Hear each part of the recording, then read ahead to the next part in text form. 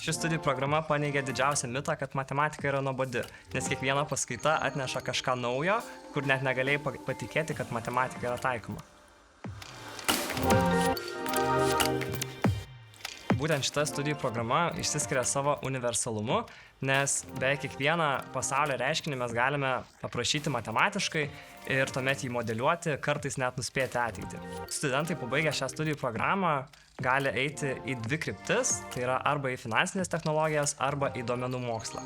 Pats pasirinkau duomenų specialisto kelią ir dirbu su įvairiais verslo duomenimis, juos apdorodamas ir skaičiuodamas įvairias metrikas, kad verslas galėtų priimti pačius efektyviausius sprendimus. Bet šios srities specialistas gali dirbti ir kitose sferose, pavyzdžiui, architektūros sektoriuje ar informacinių technologijų srityje, išnaudodamas įvairias programinės įrangas. Šiuo metu pats rašau bakalauro baigiamąjį projektą, kurį esu susijęs su mediciniais vaizdais, kurie yra gaunami atliekant kompiuterinės tomografijos tyrimus ir jeigu žmogaus viduje yra metalinis implantas, jis tuos vaizdus sugadina ir mano pareiga yra tuos iškraipimus pašalinti ir padaryti nuotraukas tokias, kad būtų galima atlikti kokybišką diagnozę.